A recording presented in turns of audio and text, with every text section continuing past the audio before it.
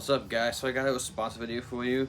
This is a response to Matt from Altars of Madness. He did a video. It was like 5 bands discographies where he has every full-length album. I thought this was a cool concept, but he did vinyl only, so I'm doing mine slightly different because 3 of them I have on only CD. One is split between vinyl and CD, and then one is only vinyl. So yeah. But first, if you can hear what we're listening to, Salviolian. Katlu Kanavaja, KuolonKVLVAJA. Yeah, good luck pronouncing that. Definitely one of my favorite black metal bands of the last decade. Their other album from last year was a super big disappointment. That was the only one so far I haven't been into, but the rest of the stuff's great. This is definitely, I think, their high point, though. Either this or Ruha Kantaja from 2017, but yeah. Good, fast, and super catchy shit, so yeah, check that out. Awesome record.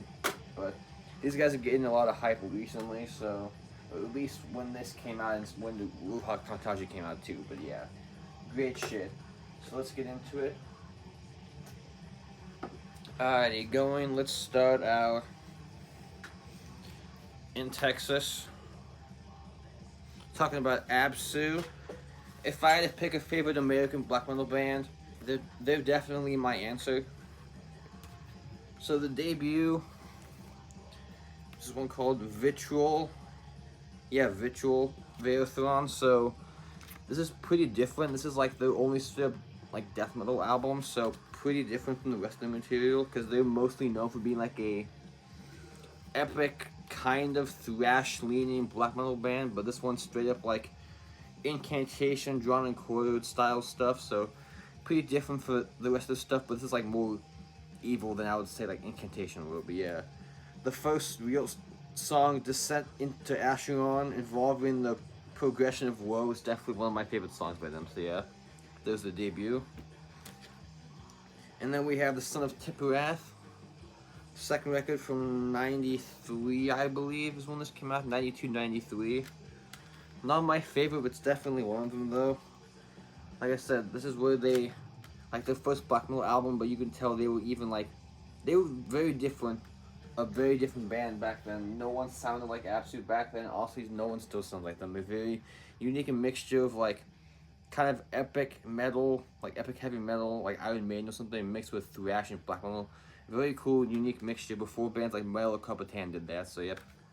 There's a ton of Tipperath. I have a lot of albums to show, so if I go into details, it'll be a super long video, so I don't want to ramble on forever. But next, we have my favorite, The Third Storm of Ethereal. Man, this record's a total riff fest. 3-piece, but it doesn't sound like a man. They sound like a full-on, like, 5-piece band, man. So, yeah. Awesome. Definitely one of my favorite black metal records of all time. Yep. Great shit.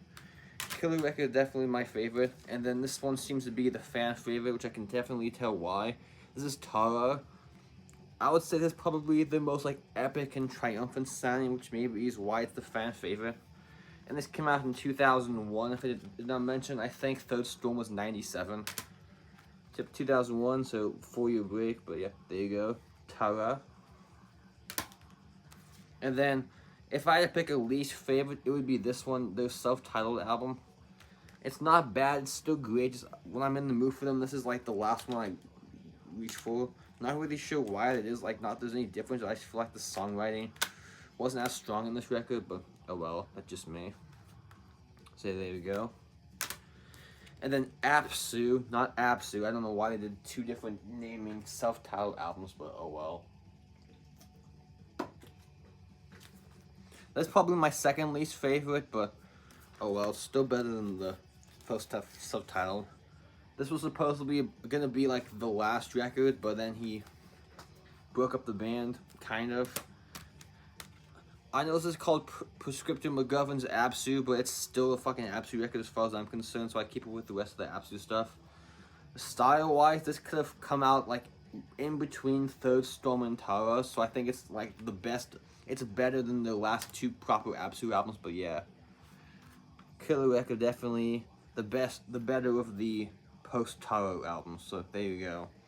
I don't know if we're gonna get a new album anytime soon. I know they announced a show for Hell's Heroes in Texas. I believe they're playing one of their albums in its entirety, which would be awesome to see. So who knows, man? It'd be cool to see them, but we'll see what time of year that is. So yep, there you go. That's Absu. Definitely one of the best when it comes to U.S. black metal. There's also an EP I have too, but I'm sticking just a full length, so I'm not gonna bother showing that. Let's go to the Netherlands for my next pick. The kings of that death metal scene, so you know who we're talking about. Asphyx. So I got the Rack, to many their best record. Not my favorite, I'll show you my favorite in a second, but this is definitely their heaviest though. I mean, what's the one song? Wasteland of Terror is definitely one of the best songs, and the Quest for Absurdity is another favorite, but yeah. 1991, I believe, is when this came out. 91, 92, something like that, but yeah. This also has the bonus tracks from the Asphyx Live in Hollow 1991 show, so that's pretty cool too. So yep, there you go. The Rack. My favorite, Last One on Earth, 1993, I want to say is when this came out originally. I don't remember. 92, 93, something like that. And these are all Century Media reissues because that's who they've been signed on the entire time. So I don't want to keep repeating that, but yeah, man. Great record, maybe because it was actually the first one I heard was actually a later one, which I'll get to when I get to that. But yeah, man, killer record. This version also has a couple songs from the Crush the Cenotaph mini EP and taken from the Asphyx self-titled demo tape. So that's rad too. So there you go. Last One on Earth. They're self-titled. I know people seem to ignore the albums without Murden. I'm not sure why. Like, they act like it's like Blaze Bailey Maine or something stupid, but I don't know, man. People sleeping on the albums without Van Drunen, you shouldn't be, man. They're awesome. They don't have a bad record, in my opinion, but yeah. Self-titled, not one of my favorites, though, that being said, but what's the song? Abomination Echoes is one of their best songs, and so is Initiation into the Ossuary is another favorite of mine by them, so yep, there you go. Self-titled, 95, I think.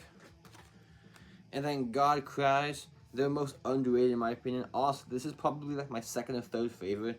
This one's definitely one of the best, but I think it's different though because this is basically like the fastest record that has the least amount of doom elements in it, so if you're not really a fan of like their doomy style, this is definitely, I would suggest, the one to check out. So that is God Cries, and I think these two had the original vocalist that sang on like the early demos and stuff too, so that's pretty cool. So God Cries. And Embrace the Death, I believe this was actually recorded before the Rack, but for some reason it was shelved. I'm not sure why, but oh well. There you go. Awesome record. And then we have In the Wings of Inferno from, I think, like 99 or 2000, something like that, the late 90s. So, again, not one of my favorites, but it's still a very awesome record. I couldn't even tell you which one's my least favorite. That's a pretty hard decision. Maybe self-titled, but I'm not sure. So, yep. There you go. On the Wings of Inferno. I'll go on these more in depth when I do my CD collection. Eventually, I keep saying I'll do that, but we'll get to that someday. And then their Return to Form record, because this is the first album with Van Drunen back. Death the Brutal Way. To many, they Return to Form. To me, not really, because they never like lost form. They just stuck with the style, but they only lost the vocalist, which I know they've had a different guitarist for a while, so Martin's actually now the only guy from the first album that's actually back and that's actually still in the band, so it's pretty funny considering he left, but yep. This came out in 2009, so The Death the Brutal Way. And then the first one I ever heard was Death Hammer.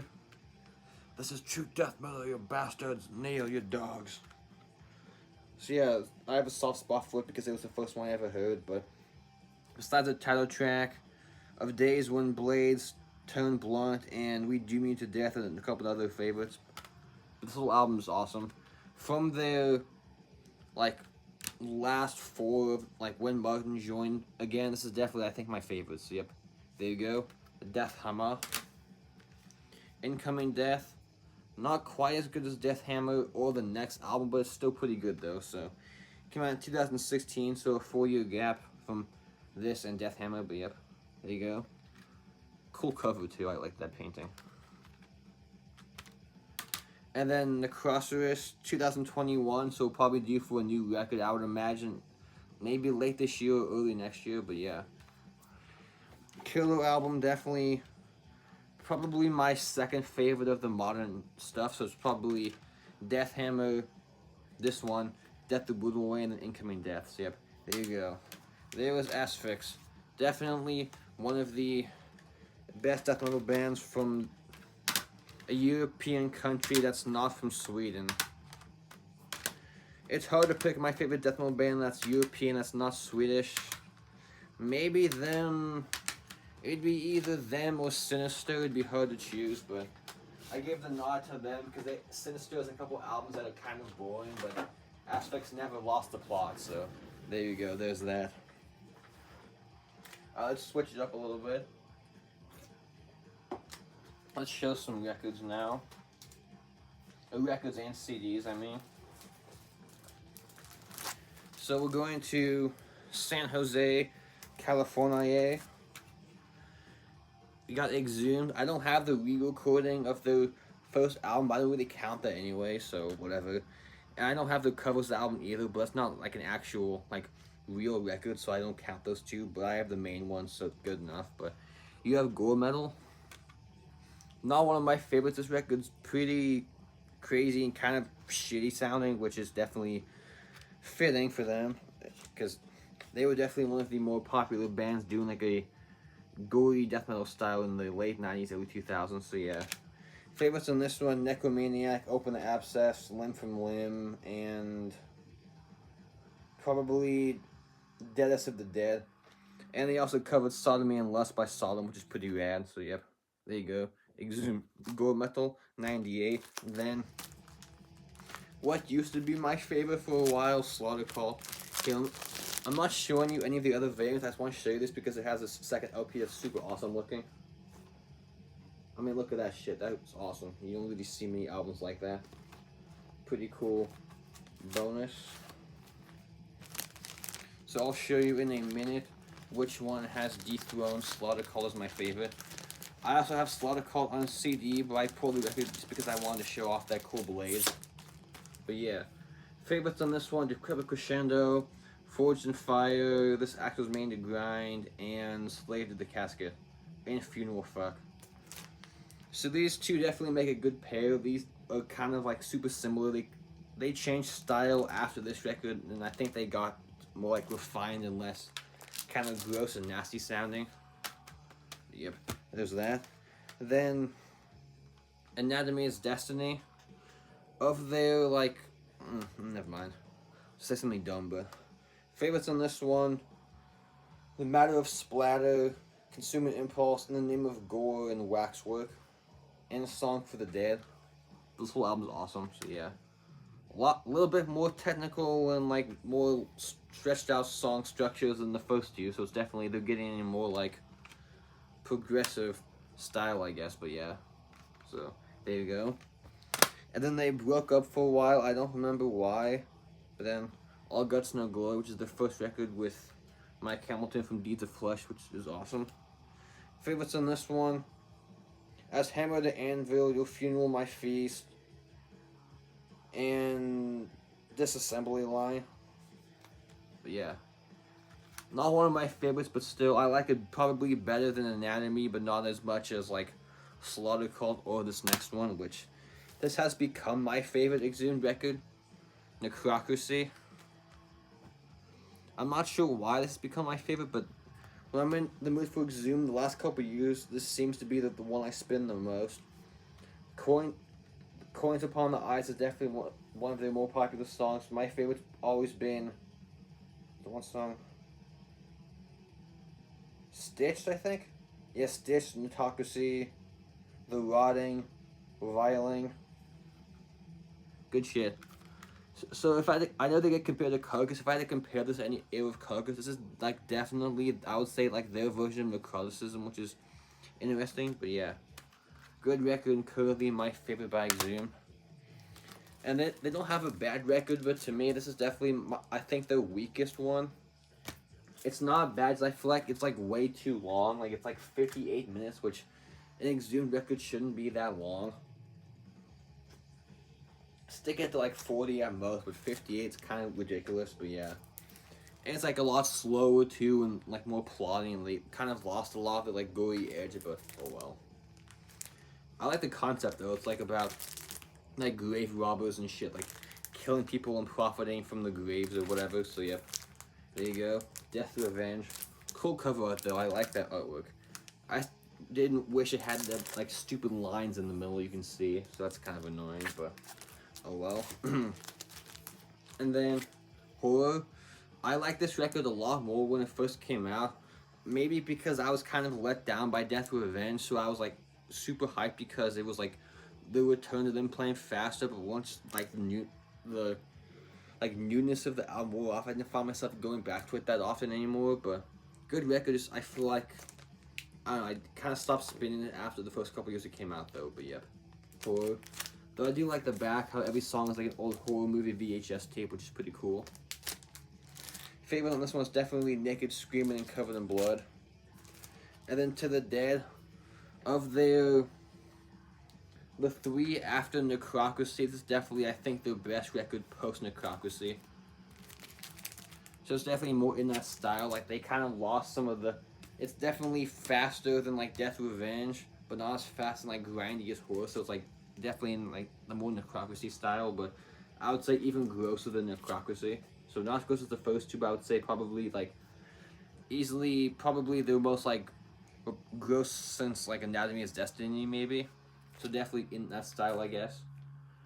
One of the best artworks, too. I love that painting. It's pretty sweet.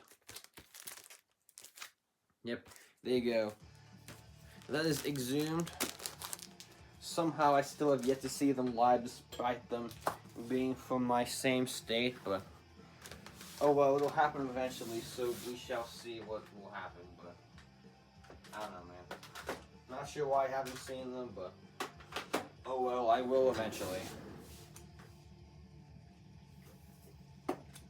Alright, so Matt, for his video, he showed a couple bands with the smallest discography, so I decided to do one for this video. So here's my like band with only a few albums. Band only has 5, but they're probably my favorite band of the last decade, so I decided why not. So Skeletal Remains, I've mentioned them a bunch, but yep. We have the debut, Beyond the Flesh, 2012 this came out. This is 2021 Century Media reissue. Not my favorite by them, but I would say this is basically the most primitive sounding record, obviously because it's their debut, which that's a pretty interesting record though. I don't even know what to compare this to.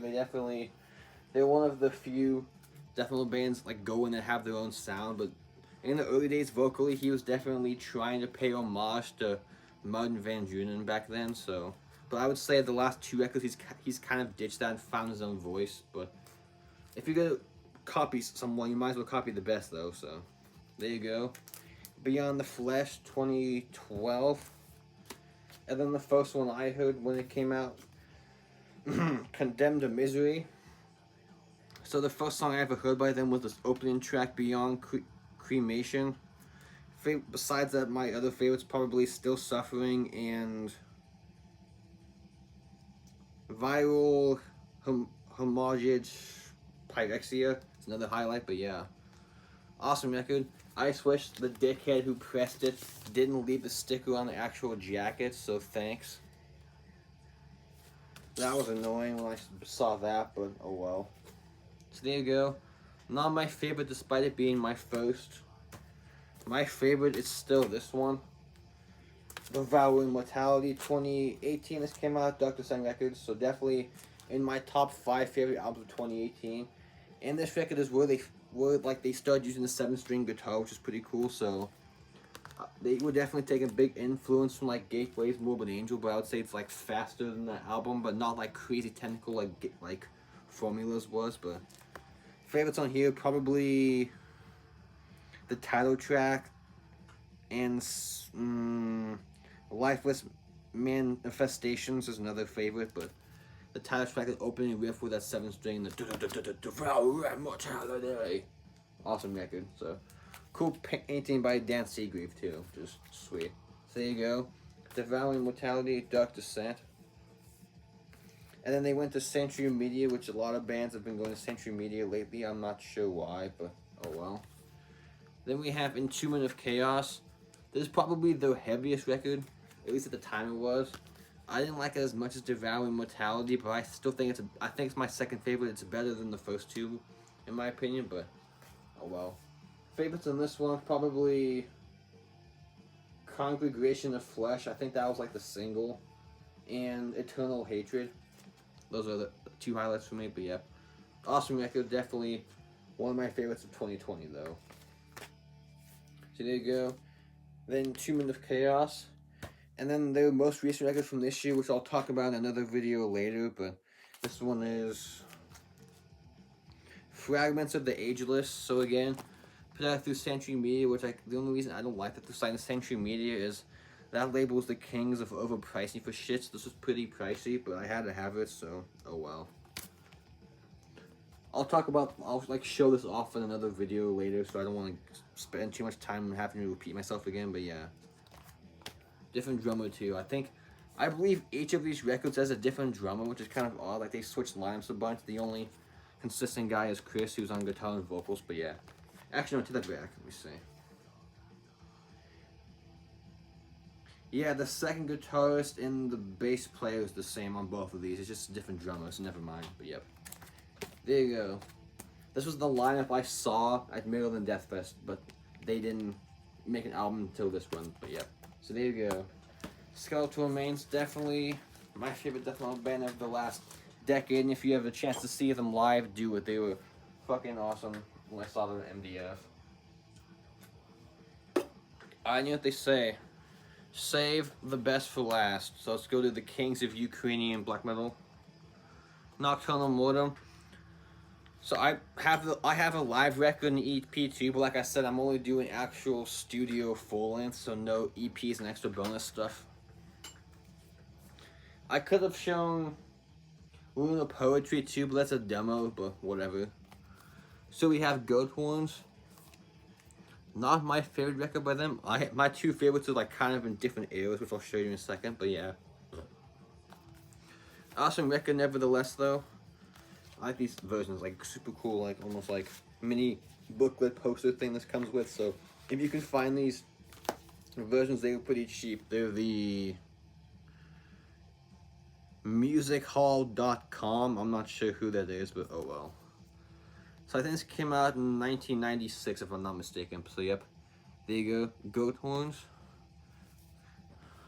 And then to me, my favorite full length, at least of the early material by them, To the Gates of Blasphemous Fire. So this is basically like their Emperor record. So this is basically them paying homage to anthems at the Welcome to Dusk and like in the Last of the Eclipse, but with like the speed of Marduk. So it's like Emperor mixed with Marduk kind of, which you can kind of tell by the artwork. It's like the super triumphant, just in your face style. But yeah, awesome, cool artwork too. I love the logo that you can see better. It's so sweet. Through the Gates of Blasphemous Fire. Then we have Near Christ, another favorite. But all these albums are awesome. What's the favorite on this one? This one's kind of different. They got like a more slightly like folkier style. This is like the only album that sounds like Emperor. This one, and like the 3 or 4 going forward, they definitely had like a more like folky style. They had like acoustic guitars and keyboards and like other instruments too, which is pretty cool and gave them their own unique sound. So there you go, Near Christ. And then this one I can't pronounce because it's in Ukrainian. There's no English title, so I didn't bother looking that up. So whatever this one translates to, cool, like double CD, almost like gatefold thing, pretty sweet. Comes with a like poster and bonus DVD too. So the bonus is an EP, it looks like, or a live show, I believe. So there you go. So there's that one that I can't pronounce. And then my second favorite, maybe tied with Through the Gates of Blasphemous Fire, Voice of Steel. Definitely, this seemed to be their magnum opus. When this came out, it like blew them up to like to be a huge band, at least in the underground scene. But yeah, definitely this is like a super unique record. There's not another black metal album in the scene that sounds like this.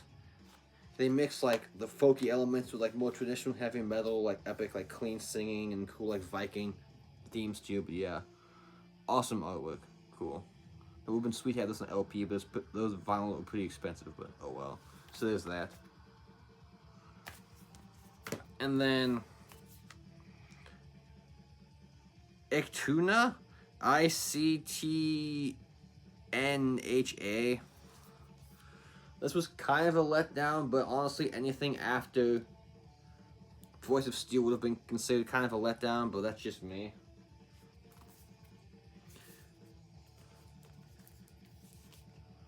I feel like I'm missing one. No, never mind. And then we have their... Fuck, hang on.